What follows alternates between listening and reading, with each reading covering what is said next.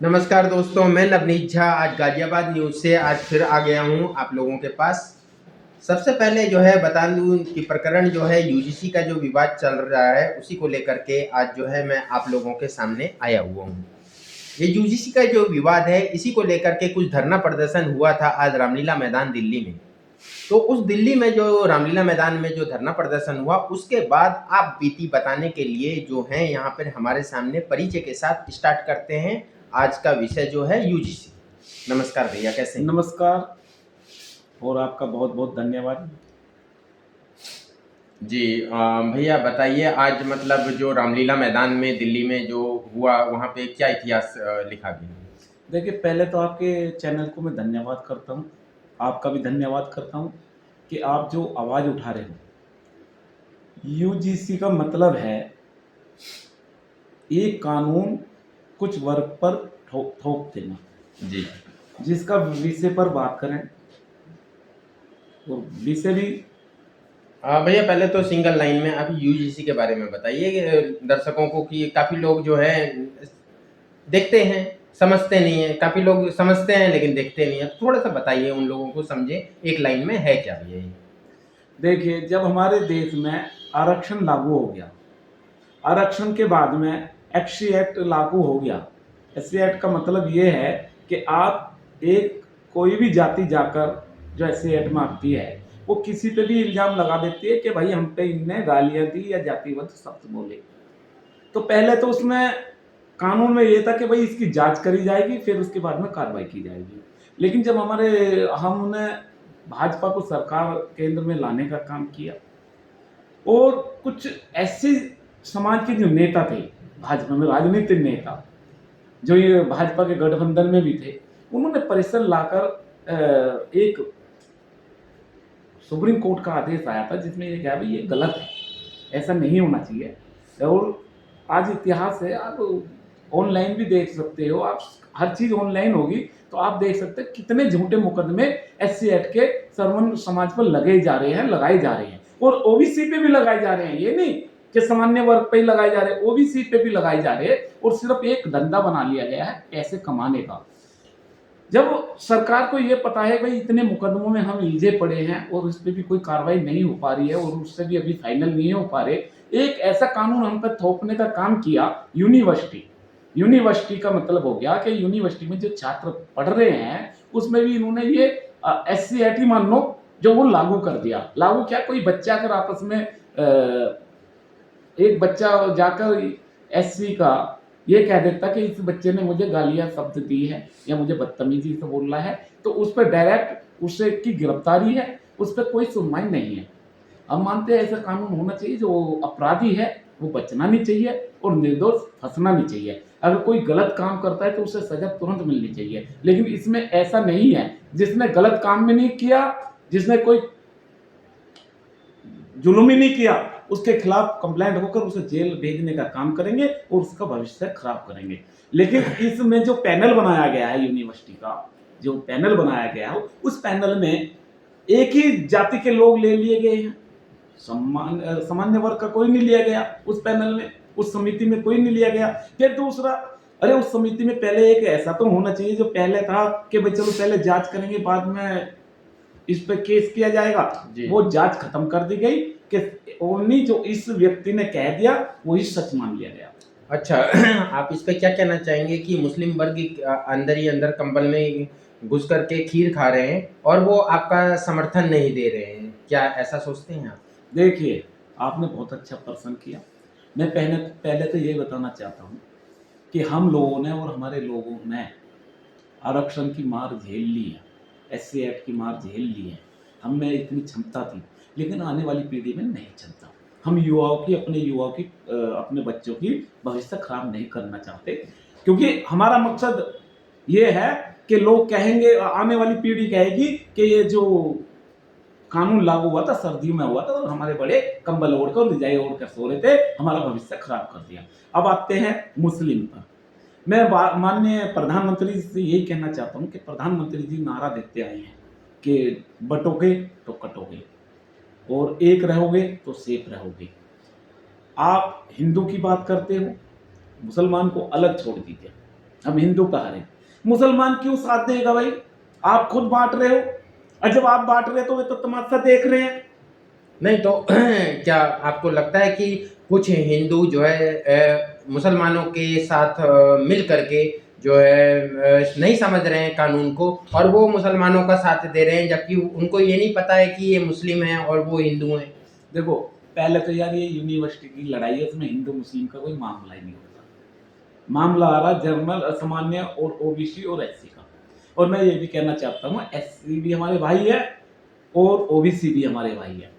मैं यूनिवर्सिटी में गया हूँ, यूनिवर्सिटी में देखा है, एक कमरे में एससी भी उसी कमरे में रहते, ओबीसी भी उसी कमरे में रहते, और सामान्य वर्ग के बच्चे भी उसी में रहते, और बढ़िया तरीके से खा पी रहे और मौज ले रहे, पढ़ाई कर रहे हैं। लेकिन जब से ये कानून आया है, कहीं ना कहीं आपस में दरार होने का काम किया। नहीं, ये मैं इसलिए पूछ रहा था आपसे कि एक्चुअली क्या है कि जो है मुस्लिम वर्ग भी इस जो है कानून में आ रहे हैं, और वो आपके साथ खड़े होते हुए नहीं दिख रहे हैं, इसलिए मैंने मुसलमानों पे टारगेट किया। तो आप क्या कहना चाहेंगे? देखिए, अब उनकी समझ है, अरे वो कानून, लेकिन उन्हें तो लड़ाई मिल रही है भाई। जब हम लड़ रहे तो उन्हें जरूरत क्या है घर से निकलने की? हम लोग लड़ाई लड़ रहे हैं ना। अब वो तो देख रहे हैं कि हम भाजपा वाले ही तो लड़ रहे हैं केंद्र सरकार के खिलाफ। हम भाजपा के वोटर है, भाजपा को सरकार बनाने का काम हमने किया है। भाई 2014 में कौन लाया था भाजपा को, ये बताइए? हैं? जब अन्ना का आंदोलन हुआ था कांग्रेस के खिलाफ, तो उसमें सबसे ज्यादा कौन लोग थे? हम ही लोग थे उस आंदोलन को सफल कराने के लिए, और उस आंदोलन के ही कारण प्रधानमंत्री मोदी जी यहाँ अब तीसरी बार प्रधानमंत्री बने हैं।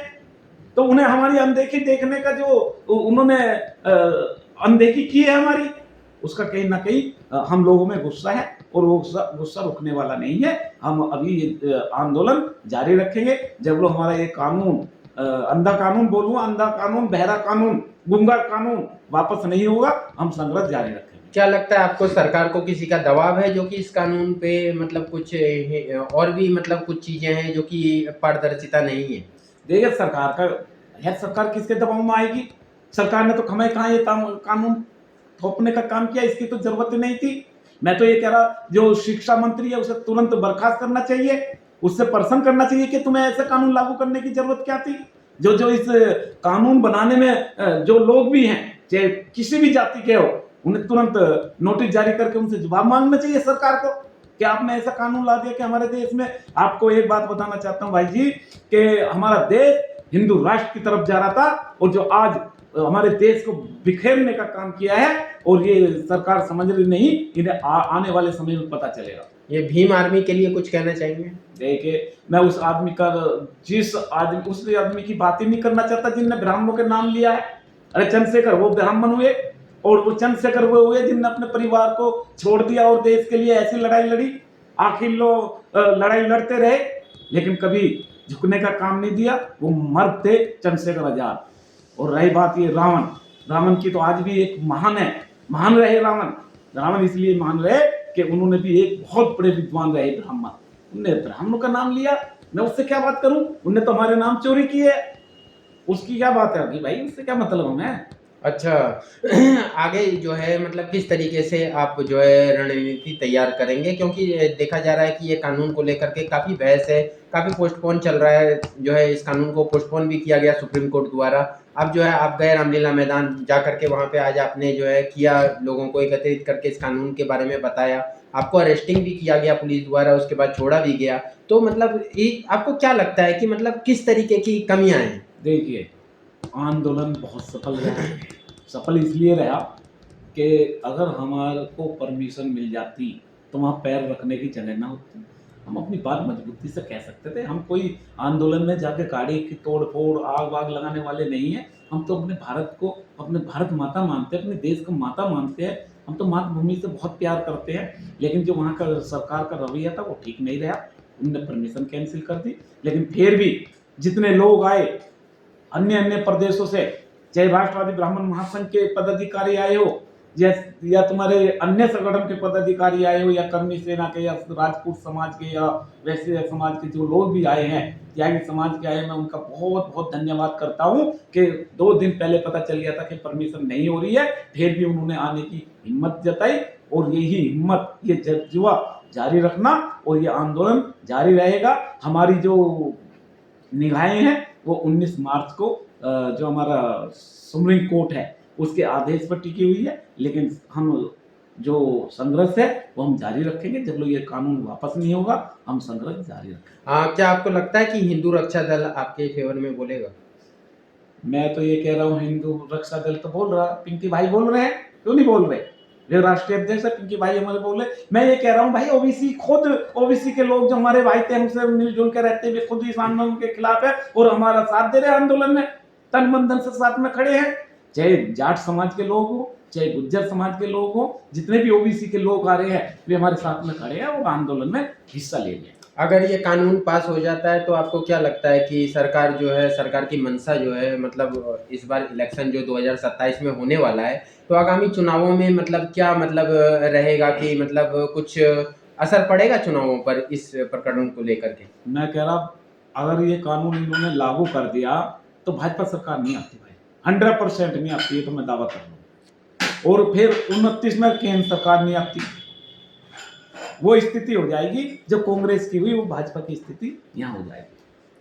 तो देखा आपने, इन्होंने जो है अपनी बातें यूजीसी कानून को लेकर के बताई दर्शकों को और बताया कि क्या खामियां हैं, किस तरीके से जो है ये हम प्रताड़ना झेल रहे हैं, यूजीसी कानून का विरोध जो है अपना बात रख रहे हैं सरकार से। अभी तो ये शांतिपूर्ण तरीका रहा इनका, आज रामलीला मैदान में भी ये जो है गए थे, वहाँ पे इन्होंने बोला, सब चीज़ें बातें बताई और उसके बाद इन्होंने ये भी बोला कि जो है हम जो है चंद्रशेखर जो हैं ये वो हमारे मतलब नहीं आ रहे हैं साथ में बोलने के लिए। बताया इन्होंने कि भीम आर्मी हमारे साथ नहीं दे रही है, लेकिन कुछ वर्ग ऐसे भी हैं जो कि इससे जो है काले कानून को लेकर के बताया इन्होंने कि काले कानून को लेकर के कि मतलब कह सकते हैं कि आप ये जो चीज़ें हैं जो नहीं होनी चाहिए लेकिन हो रही हैं, जिन वर्गों को हमारा साथ देना चाहिए आज वही वर्ग हमारे साथ नहीं खड़ा है। तो यहीं पे जो है मैं अपने विषय को समाप्त करता हूँ। धन्यवाद। जय हिंद, जय भारत।